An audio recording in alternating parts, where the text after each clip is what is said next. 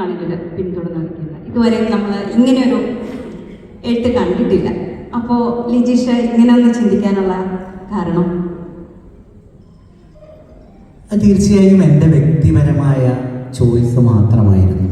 ഒരുപക്ഷെ ഞാൻ മനുഷ്യരെ നോക്കിയ നോട്ടം നിങ്ങൾ മനുഷ്യരെ നോക്കണമെന്നോ ആ ആംഗിളിലുള്ള ആനന്ദം നിങ്ങൾക്ക് മനുഷ്യരെ കുറിച്ച് ഉണ്ടാവണമെന്നുള്ള പക്ഷം എനിക്കില്ല.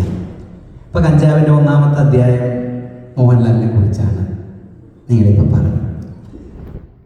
വലിയ യോജിപ്പും ആളുകൾ മോഹൻലാലിനോട് പ്രകടിപ്പിച്ചിട്ടുണ്ട്.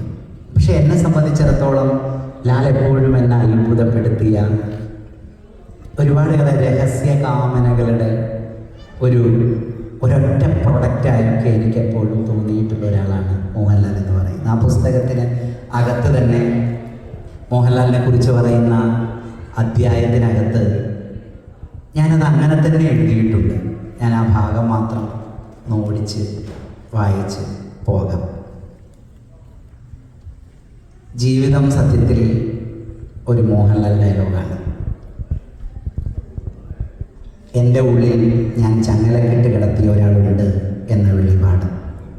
പലവിധമായ വിലക്കുകളിൽ ഞെരുങ്ങി ശ്വാസം മുട്ടിക്കിടപ്പുള്ള സ്വാതന്ത്ര്യാന്വേഷിയായ ഒരാളുണ്ട് നമ്മുടെ അകത്ത്. അയാളാണ് മോഹൻലാലിനെ സ്നേഹിച്ചത്, നമ്മളല്ല.